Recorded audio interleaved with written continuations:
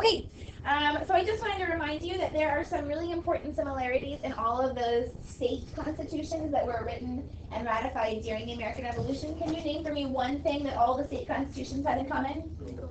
They all had a Bill of Rights. That's really important. That's an example of what? There was one two-word phrase we learned and one one-word phrase or thing that we learned that means that the government can't do whatever it wants. There are these things that the government can't do to you. Individual rights.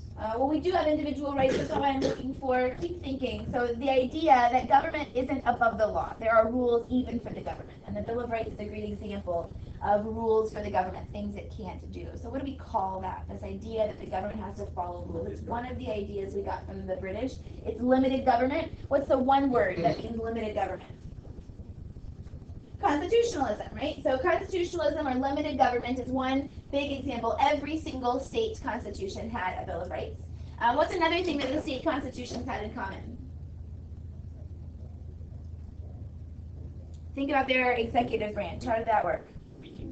Super weak executive branch, right? The governors of these various states had very little power. Many of them were almost ceremonial leaders as opposed to actually like leaders in government. What else? One more thing that was common to all of the state constitutions. They had really strong legislatures. They gave their legislatures lots of authority. It was sort of going back to this idea of popular sovereignty, that we wanted the people to have the power. So this is sort of the precedent. And the real power, the real government that exists in the Articles of Confederation. But the Articles of Confederation itself, this is review for you, as you know, was really weak overall. So first of all, it was really difficult to get anything done because it required 9 of 13 votes.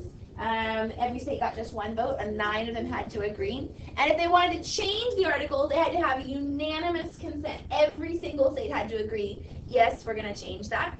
We also know, of course, that there is no actual authority or sovereignty here because it's a what kind of government? A confederation, right? It's the name, Articles of Confederation. So there's no sovereignty in the national government. They can't make anybody do anything. They can't make anybody pay tariffs. They can't make anybody pay taxes. They can't make anybody send a militia if they ever needed that. So it's pretty weak overall. But we can probably identify some reasons for that, right? Can you give me a reason why they would have created the national government as they did? They were afraid of the British model of government. They had felt like having a strong central government was problematic. It led to all the tyranny of the American Revolution. What else? What are the reasons for developing the government like this?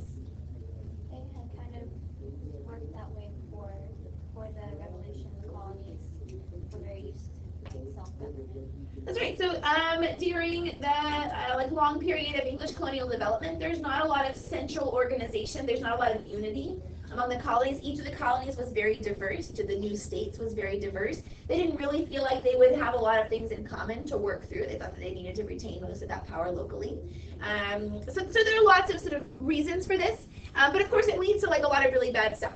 One of them that we don't talk about often in general is the idea that every state then did whatever they wanted with their economy. They created their own currencies. So we had different currency in every state. So if I wanted to sell something from New Jersey to New York, I had to convert my dollars, or whatever it was. Some of them used Spanish currency. Nobody used the British pound, don't worry. But that was a complication, right? And there's value loss and efficiency loss in having all of these different notes. And also it meant that it was really business unfriendly. Who wants to start a business or like invest if we've got all of this uncertainty about who's in charge of the economy, that kind of thing. But of course, the good thing about the Articles of Confederation was that in the place where it actually had power, that would be like the territories out here, this land in the west, given up to the national government because the states couldn't really control it. In the territories, the national government really did have some power. The two big successes of the Northwest Ordinance and the Land Ordinance, both of them in 1785, and this really showed the national government could be successful. It organized settlement. It allowed for, this is the only place it ever got any profit because selling the federal lands to investors was a way to gain some money. It was able to ban slavery, to provide for a way for the territories to slowly gain self-government. All of those things were really successful. It provided public education. And so this is one of the reasons why nobody gives up on the idea of the United States at all, right? If everything about the Articles of Confederation had been a failure, I want you to consider, would we have even tried to fix it, right? Like, would they have even tried to make a new constitution? Or would they have just decided, well, it's falling apart, let's just go our separate ways and try to be independent states? And that, of course, wouldn't have worked. They were too small. But anyway, I mean, we can see that having success somewhere was important. But, of course, here's George Washington. What a triumph for our enemies to find that, overall, we are incapable of governing ourselves, right? That was a pretty rough couple of years. But the real kind of, like, the straw that broke the camel's back is Shays' Rebellion. It occurs in 1787. Well, it begins in 1786. That's not important to you. And what really happened is in Massachusetts, and the state of Massachusetts had been trying to raise taxes. They had a lot of debt from the war, right? Lots of the war had been fought in New England. Massachusetts was a big focus of British efforts during the war. And so to try to pay off some of these debts, they'd been trying to raise taxes to get some more money. And then at the same time, they have been foreclosing upon the land of debtors, people who owe money, right? They can't pay it. Well, then they're getting their land taken away. Well, a lot of those debtors just so happened to be veterans of the American Revolution. They were patriots. They had fought for their country. But of course, could the U.S. government pay them their money that they were due for all their work as patriots? No, why not? They couldn't tax, right? They didn't have any money. They couldn't force the state to give them any money. So these Revolutionary War veterans are not being paid what they owe, so they can't pay, or what they're owed, so they can't pay what they owe. Their land is being foreclosed upon. It's getting pretty rough. I mean, you can imagine this is not a particularly popular scene, right? To have agents of the government coming in foreclosing upon patriots who fought the revolution. That's pretty bad PR. Anyway, so this revolution begins led by this guy named Daniel Shays. They began to go, their favorite tactic is to burn down the courthouses. In an age with no computers, if you burn paper, there's no longer a record of what you owe. Congratulations. And so they're going to burn down courthouses. They're going to terrorize judges. Basically, they're saying if you don't agree with what we want you to do, we're going to terrorize you. We're going to get rid of your courthouse, whatever it is. Well, this is obviously really bad for the idea of the rule of law, right? I mean, like, not that we necessarily want people to go foreclosing upon veterans' farms, but at the same time, we have to follow laws. We can't just burn down the courthouses. Other records are lost in the process. It's really bad. But Massachusetts, unfortunately, they try to call it their militia. Oops, most of the people in their militia are part of the rebellion, right? These former Revolutionary War veterans. That doesn't work. So Massachusetts appeals to the national government, the Articles of Confederation Congress. They say, hey, we're really needing help. They're like, there's total disarray. We have nobody to defend ourselves. It's really bad stuff. And the Articles of Confederation Congress calls up a militia. They call up an army. They say, okay, come on, states, send us what you got. And everybody just seems to be kind of busy, you know? This is totally off topic, but there's this book that Nate and Dorothy really like called The Little Blue Truck. Is it read The Little Blue Truck? Well, anyway, it's about this cute little blue truck who's nice to all the animals. He says hello, just never mind the fact that the truck is not. And then there's this big, like, mean truck, right? And he goes through and he's going too fast and he doesn't care about his duck he's about to run over. And then he gets stuck in the mud. And and nobody cares. And there's a line, but none of the animals care what this truck is stuck. But then they care when the little blue truck is stuck. But anyway, the point is, nobody cares. None of the states care.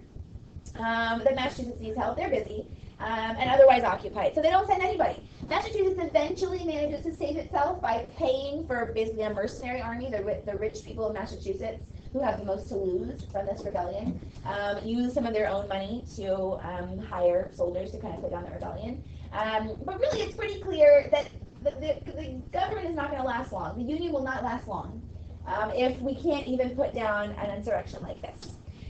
So we get lots of people then who begin to argue that we need to have something, a new form of government. So first, the Confederation Congress, they sort of reluctantly agree, all right, let's get together a group of people to amend the Articles of Confederation. That's an important word for you to write down. Their job was to amend. What does that word amend mean? Change. To amend, to make some modifications to the Articles of Confederation. So their job, they're going to be called together, they're supposed to meet in 1787, get together, let's come up with a list of proposed amendments to help to solve this problem, to help to improve the Articles of Confederation. Every single state sends delegates except Rhode Island. They're the suspicious states. They weren't interested, and they felt like something weird was going on. Why would we be calling this convention? The Articles of Confederation is good enough. The only possible outcome could be strengthening the central government. It's a horrible idea. We're not sending anybody. So Rhode Island doesn't send anybody, but everybody else sends some people. Of course not Patrick Henry, so Virginia sends people, but Patrick Henry, who is a big statesman in Virginia, does not come. That's the famous "I smell a rat," right? Because this is not, I think that they're doing something shady here, and in fact they are. You know, the very first day of meeting, the very first order of business was, screw the instructions, we're going to make a new form of government, let's write a new constitution. And they do. But because they are clearly defying the instructions that they had, and because without Rhode Island, even if they wanted to amend it, they couldn't be successful because they need to have a unanimous vote, 13 out of 13, to amend the Articles of Confederation. So they just kind of go, well, forget the rules. We're going to write a new form of government instead. And then to protect themselves, they institute an order of secrecy. So, despite the fact that this is the summer in Pennsylvania, which is not Texas, granted, but still kind of hot, really hot. And there's no air conditioning. They close all the doors and windows, so there's no ventilation. Can you imagine? And their wool and their wigs. Look at the smell. You know? Anyway, so they're all there. They're sweating it out with no windows open, so nobody can pass by and find out what they're doing. And they had this strict order of secrecy. I told the story about April Shoes before, but I think it's really entertaining. Ben Franklin, who was the oldest delegate there, I think he was really old. He was kind of getting into the sort of senile part of being old. And we all know the old folks, you know, like maybe your grandparents who don't quite know when to keep their mouth shut. You know, they just go a little bit further than maybe we would in polite conversation. Well, Ben Franklin was like that. And so the Founding Fathers, they assigned him basically like they took shifts being Ben's bodyguard to make sure they were always with him so he didn't like tell the bartender or whatever like what they were doing. Anyway, they managed to keep this complete secrecy. We know very little about what happened in the Constitutional Convention except from the notes of James Madison. So Madison was the author of the Constitution. He's the guy who on the official document is writing it out, right? Here's like the final draft of the Constitution. He's also keeping very detailed notes about what happens, who speaks, what the topics are, what are the conversations that go on, and then of course we have some memoirs, right? So some people who were there who wrote about it later. Here's what I remember from happening. But really, they did a pretty good job because we don't have any sort of level of detail similar to what we have of other events at this time in terms of like what's going on there. So okay, so what do? Well, the first thing they're going to have to do is compromise. Compromise is the name of the game. They really are 13 very diverse states. They don't really agree upon a lot of things. They have very diverse economic needs, very diverse cultural like values. So what are they going to do? Well, the first problem is going to be how are we even going to vote in this new form of government? Remember, under the Articles of Confederation, every state got one vote. They could send extra representatives if they wanted, but they could only vote as one. Each state got one vote.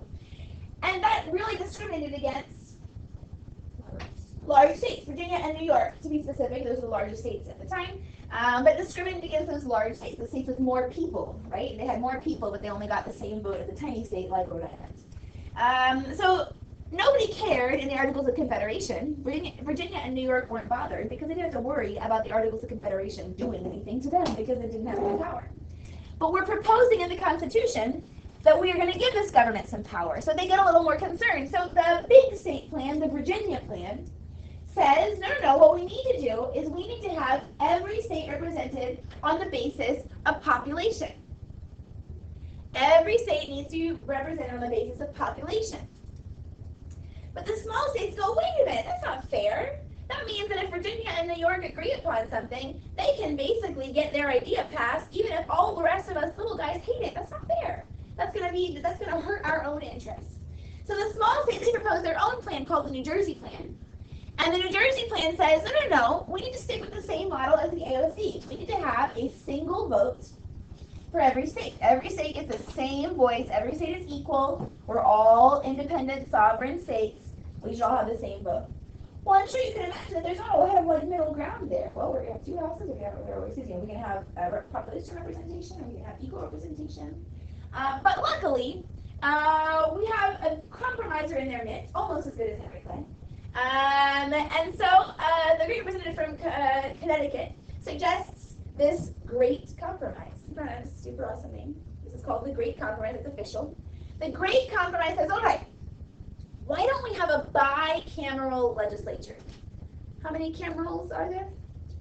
2, right? Okay, what does cameral mean? Okay, so it's 2 what? 2 chambers, 2 houses. So we're going to have a bicameral legislature, 2 chambers, 2 houses. And in this bicameral legislature, one of the chambers will have equal representation for every state. Specifically, each state will get 2 people in this one house. What house is that? Senate. The Senate. So the U.S. Senate will have equal representation for every single state. 2 senators for every state. Then in the other chamber, the House of Representatives, every state will be represented on the basis of population. So the big states will get more and the small states will get fewer. So we'll have both. And in order to get anything done, both of the houses will have to agree. So nobody has to worry about their interests being overridden by the other side. There's no policy that can get passed unless both of these houses agree. So that was the first compromise, called the Great Compromise, and it's over the issue of what? Representation or voting in Congress. All right, that's number 1. Okay, so then the next compromise is going to be the compromise over slavery, or sometimes called the North-South Compromise. And what I want you to write down is those words, either the compromise over slavery or the North-South Compromise, because what I don't want you to write is a 3/5 compromise, because that's too narrow. You'll forget the bigger picture. So if you would please write down the North-South Compromise or the compromise on slavery. And then that compromise has several parts. Just like the Great Compromise had 2 parts, right? The House and the Senate. The compromise on slavery had several parts. The first part is the famous 3/5 compromise.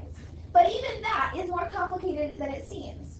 Because the 3/5, everyone probably knows that the 3/5 compromise means that every 5 slaves count as 3 people for the purposes of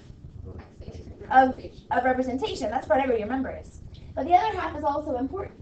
You see, do the southern states want slaves to count as people for the purposes of representation? Yes. They want to get counted as a bigger population so that they can get more votes in Congress. But do they want slaves to count as people for the purposes of taxation? No, and to sort of hold off here, under the original Constitution, an income tax was unconstitutional, wasn't allowed.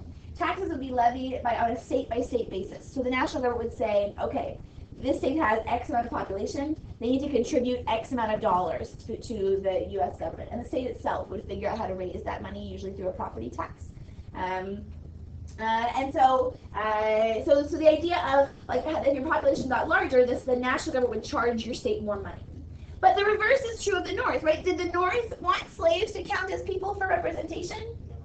No, but did they want them to count as people for taxation? Yes, because it would reduce their share of taxes. So the compromise came in putting those issues together. Fine. South, every 5 slaves can count as 3 people. Let's forget how awful that is in terms of dehumanization and all these other problems. Every 5 slaves can count as 3 people for the purposes of representation, but you'll also have to have an equal increase in your tax burden. So you'll also have to have and then count as 3/5 for the purposes of taxation. But that's not all of the compromise between the North and the South. The next part goes to the question of slavery. Many in the North, even as early as 1787, had already decided that slavery was a really bad thing. I mean, go figure, right? Owning human beings sounds like we morally to justify. But anyway, the Southerners did not have the same idea. Most of the South, actually, at this point, they didn't like slavery. Jefferson is famous for saying that slavery was like having a wolf by the ears. That you don't like that you got him. You know it's a bad idea that you got him by the ears, but you're really you can't let him go, right? Once you got a wolf by the ears, you let it go, bad things are going to happen to you. So the Southerners at this point in history still don't love slavery, but they know they need it. So some were pushing, let's get rid of slavery right now. Let's abolish it in this new government. The Constitution will abolish slavery. But would the South have agreed to that? No, probably not, right? Even if the delegates had, they would have been run out of their home states. Sure, even the delegates had agreed to it, their states would never have voted on it, it would never have been reality. And so lots of people give the Founding Fathers flack here. They're going, you had an opportunity to end slavery, 100 years before it actually ends, right? You could have saved a century of misery. This is like, our nation's greatest shame, enslavement of human beings for the profit of others. It creates all kinds of institutionalized problems like the racism and inequality we face today. Like, we could have ended it so much earlier. So they, the bad guys, Founding Fathers, how come they didn't? And, that's for each individual to decide, but I would suggest at the very minimum this.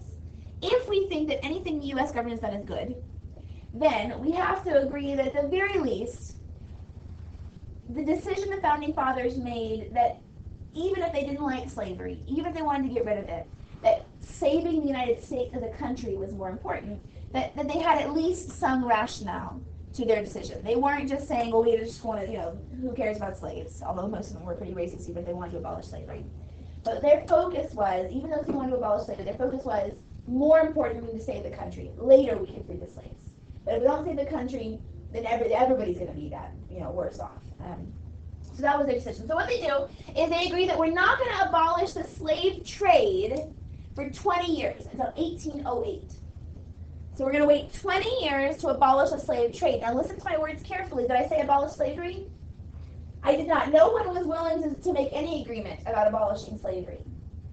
But this sort of compromise was made, fine, if you want to end the slave trade, if you want to end like us importing slaves from Africa or from Brazil, we can talk about ending the slave trade in 1808.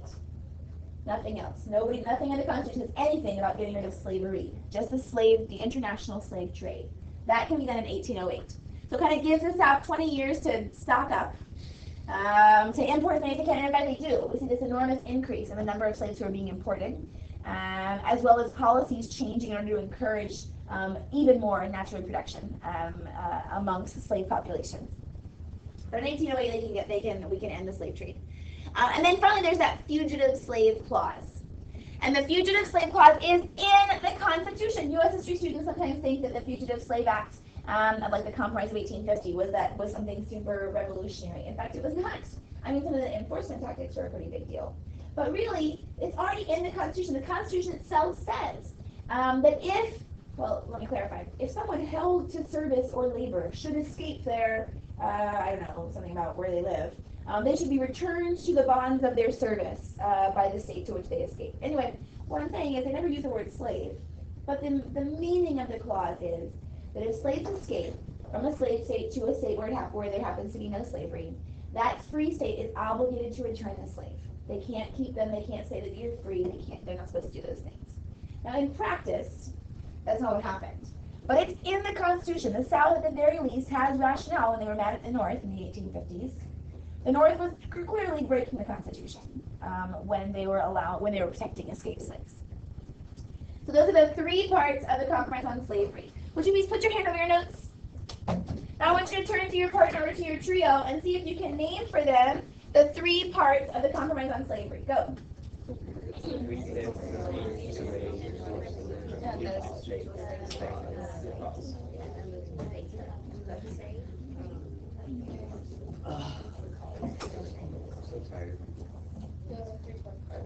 All right, we got it? What's the first part of the Compromise on Slavery? 3/5. It's actually two parts. It's only one, but it's actually two because it has two pieces. 3/5 for representation, 3/5 for taxation. The next part of the Compromise on Slavery? The 1808 cutoff. And what are we cutting off in 1808? Well, what are we able to talk about cutting off in 1808? The international slave trade, right? Not slavery. The slave trade could be cut off after 1808, which in fact it is. And the third piece? The fugitive slave clause, right? If slaves escape from slave states and they go to free states, the free states are supposed to return them. All right, what's another compromise? Well, another part of the compromise is how much democracy should we have, right? Are we Hobbesians or are we Rousseauians? I'm not sure how you say Rousseauians. But anyway, there you go. What do we fear more? Do we fear tyranny or do we fear mobocracy? Hamilton, our favorite founding father at the moment anyway, because nobody else is a musical named after them. Hamilton feared mobocracy. He was really concerned about the idea that, maybe he was prescient looking forward to like the 2016 election. I don't know. So he worried about giving too much power to the common people. He thought that they would be too easily swayed by like a demagogue or by too easily grouped against the rights of a minority. He thought that, so many of our founding fathers thought that if we gave too much power to the people, that could be dangerous. It could be just as dangerous as giving too much power to the king. But others are really worried about that idea. They're going, wait a minute. You're talking about too much power. There's no such thing as too much power to the people. This is democracy, for heaven's sakes. We believe in the people, and, Americans, and they have their civic duty and all this. So the compromises we found there are this. Truly, in the Constitution, there is only one set of representatives who are elected directly by the people. Who are they? They're the members of the House. So the members of the House representatives will be elected directly by the people. But senators are not elected by the people in the original Constitution. Senators will be chosen by the state legislatures. The people voted for the state legislatures, and then the state legislatures themselves will name their 2 senators from every state. So the senators are not chosen by the people directly. They're chosen by the state legislatures, who themselves were voted on by the people. How come people still vote for Senate? The voters? The 17th Amendment Oh changes my that. gosh. Okay. Yeah, eventually it'll be changed, but it wasn't. The original Constitution was different. And then finally, the president, one of the most controversial elements of this new Constitution. The new Constitution is going to include an executive who will have significant authority. The president, him or herself, will be elected by a group of electors, representatives chosen by the people to go and figure out who they want as president. We'll get to more of the Electoral College later, but for now, suffice to say that at the very least, in 1787, the logistics of getting information about who the presidential candidates are, and what they believe in, and what are the important issues facing the country, that wasn't particularly realistic. When the fastest news could travel was as fast as a horse could run, right? And if your person got shot, then the news stops, and then people miss out on information. It's not a particularly good claim. So that was one of the many reasons for the Electoral College. So this is another example of how we compromise. How much power are the people going to get? Okay, so they're going to get this Constitution. They're going to get passed. You guys know more details about the Constitution from your book. Those are big compromises. They get it all sort of put together. They sign it off in 1787, and they go back to their home states to present it to the people. And say, okay, we're going to ratify this. Interestingly, how many people did they say in the Constitution were required to ratify this document? 9. I mean, the original Articles of Confederation just said unanimous consent was required, but they said, no. 9 is plenty. Once 9 say it's good, then we're going to have the force of law. They kind of invented that themselves. And good thing that people who took it went along. Anyway, so they go and they begin this debate for ratification. Some states ratify really quickly. You know the first state to ratify? They're really proud of it. Delaware, on their license plate, they say the first state, because they were the first to ratify the Constitution. Good for them. Other states take a lot longer to convince, including Hamilton's New York, right? New York and Virginia are going to be very difficult sells. They're not interested. And in New York, Hamilton, along with Madison and John Jay, are going to write a series of documents called the Federalist Papers in defense of the Constitution. Every single Federalist paper, there are a whole bunch of them. Hamilton writes the other 51, I can tell you that much. Anyway, there are a whole bunch of Federalist Papers. Every single one of them responds directly to a criticism. So what is the criticism that Madison is responding to in Federalist number 10? People are worried that this new government is too powerful. Well, it's too powerful, but more importantly, too big, right? And Madison says, whoa, we think it's too big, actually. Big is good, because big helps to prevent factions, whatever, okay, or helps to control for the effects of factions. Federalist 51, what criticism are they responding to in Federalist 51? Those of you who have read it, wink, wink. The existence of separate, the existence of a government with a unilateral authority. Kind of. So in Federalist 51, it's talking about checks and balances, but the real criticism he's responding to, that when you get into the details, you'll recognize, is he's responding to the idea that the executive is too powerful. One of the lines he said in the document talks about, well, people think the executive is scary, but the real branch we should be scared of is the legislature. And he talks about why we need an executive in order to prevent problems with legislature. Anyway, that's neither here nor there. But so every Federalist paper responds to those criticisms. And there are lots of benefits that the Federalists have over the Anti-Federalists. First of all, they have their name. Nobody wants to be the anti-anything, right? We don't have pro-choice and anti-choice, or pro-life and anti-life. We know they didn't claim that. They were smart enough to not claim an anti-name. But the Anti-Federalists get stuck with the word anti. They're the Anti-Federalists, kind of like they're just against progress. Interestingly, the word federal normally means talking about sovereignty for the states, right? A federal system has states with sovereignty and national government sovereignty. And so even the word federal kind of tiny bit goes against the notion that the Federalists tended to be in favor of giving more power to the national government. The Federalists were richer. They tended to control most of the presses, so people who were in the business of printing newspapers tended to be Federalists. Business owners who were interested in improving commerce, landowners, those kinds of people, these were all people who tended to be in favor of the Constitution. And they, of course, had lots of power, right? Lots of influence in their societies. numerically, there were probably about the same number of Federalists and Anti-Federalists in the United States. In fact, it's possible, some have suggested that there were actually more Anti-Federalists than Federalists. But because the Federalists had more power, they were better funded, they were better positioned in society to have influence. Eventually, spoiler alert, sorry about this, guys, the Federalists win. We ratified the Constitution. So that's how it's going to end up. Interestingly, one of the biggest things that the Anti-Federalists talk about is the Bill of Rights. And they go, wait a minute, how can we trust a government that doesn't even have a Bill of Rights? Every state has a Bill of Rights. There must be something fishy going on. They're not going to protect our rights. And so Hamilton responds, this is number 84, bless you. This is what he said. Do you want to read for me? All right, Elena. I affirm that bills of rights in the sense and to the extent in which they are contended for are not only unnecessary in the proposed Constitution, but would even be dangerous. They would contain various exceptions to powers not granted, and on this very account would afford a colorable pretext to claim more than were granted. For why declare that things shall not be done which there is no power to do? Why, for instance, should it be said that the liberty of the press shall not be restrained, when no power is given by which restrictions may be imposed?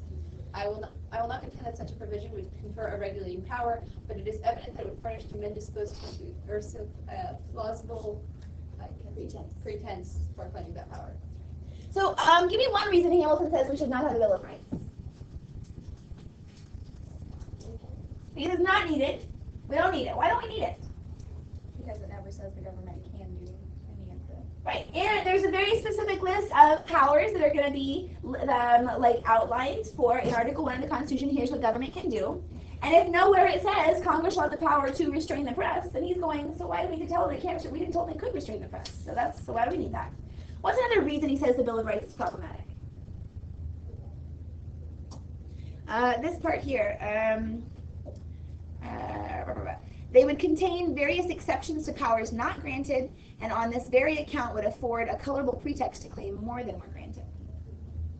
So they could just say if the Bill of Rights doesn't say it, then Congress is free to take it away? Sure. So if men who are disposed to serve, somebody who wants to take power, they could say, all right, there's a list of rights, 10 of them, cool. Well, it doesn't say in here that you have the right to, I don't know, to worship in churches. So I'm going to tear all the churches. You can worship in your own backyard if that's what you want to do. I didn't violate your freedom of religion, or whatever. They could use technicalities. Or people could claim they had more rights than are there. Well, it says I have the right to freedom of speech. That means I can say anything I want anytime. I can go up and threaten somebody's life in public or call for their execution, incite violence, and nobody can do anything to me. So Hamilton says a Bill of Rights would be excessive, it would be unnecessary, and it could actually be dangerous. But the Anti-Federalists are really not interested in that idea. Yes, ma'am? Would be also saying that, if you say that you have the right to freedom of press, then he's also saying that people could take that as you have powers that would allow you to restrain the press, but you shouldn't use all of them. Right, there is this sense again that the government's going to be giving the government ideas. Like Mr. Rodriguez and I are very careful not to say things like we just rearranged his room and one of his shelves is kind of next to his desk or next to his bed, and I wanted to move the shelves so that because his shelves are shaped like stair steps. I wanted to move them so that it wasn't quite so inviting to climb up the stairs of his shelves and then jump onto the bed. But I was very careful not to say that because if I had said it out loud, that was like suggesting to Nate, hey, it would be really cool. Push your shelf over your bed, climb whatever. So this is a similar idea. Hamilton is saying, we don't want to give anybody ideas that these are things the government could be doing, and now we're kind of restricting them. They're looking for loopholes. Absolutely. The Anti-Federalists, on the other hand, are going, I don't buy it. Every government ever, the English monarchy even, the tyrants of all tyrants, even they have a list of things that the national government can't do to the people, the rights that can't be taken away. We got to have it. And so, in fact, the Federalists, they agree. In New York and in Virginia, before ratification occurs, we see Federalists publicly conceding, fine, ratify the Constitution, we'll make the very first act of the new government to create a Bill of Rights, and we'll send it to the states. And they do. They hold it their end of the bargain. And so in the end, of course, the Constitution is ratified in 1789, and the new government begins, America. So why are we looking at the Constitution? Well, these are some true facts that are actually horrifying. 9 out of 10 Americans think the Constitution is cool. That's good. We can celebrate that.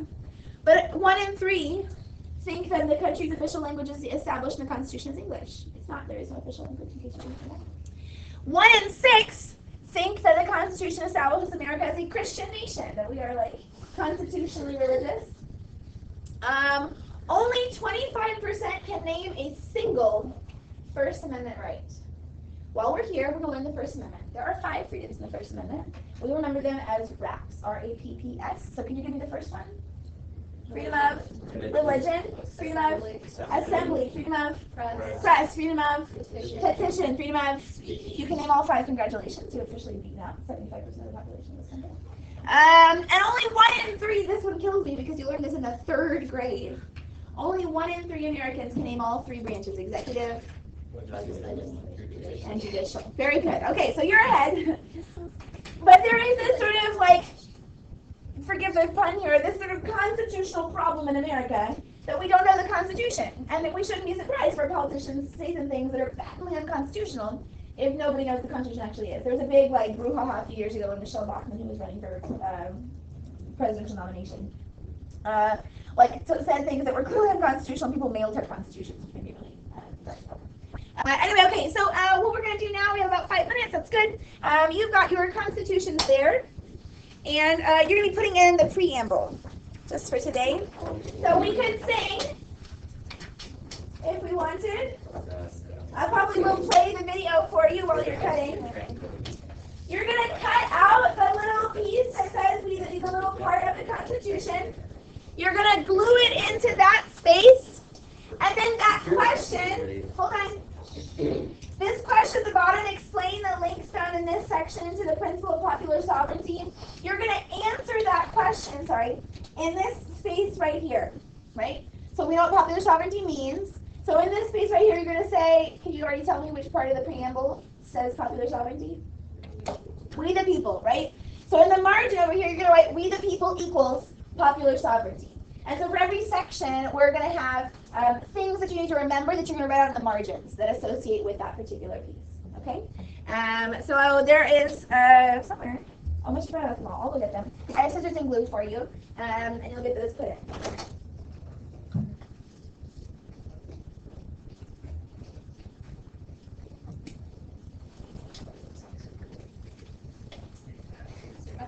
Stuck in my head, just by some shit.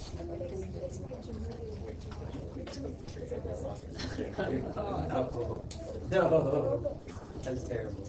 Particularly No, that's my favorite. that's terrible. All right, scissors and glue. I'm gonna write about it.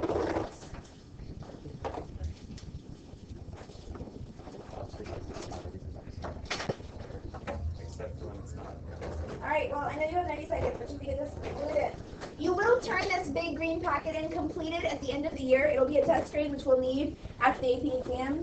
It's going to be 100. You're just going to do it, but don't lose it, and make sure you get all the pieces put in. Wait, is that the chapter title and it's always one sentence?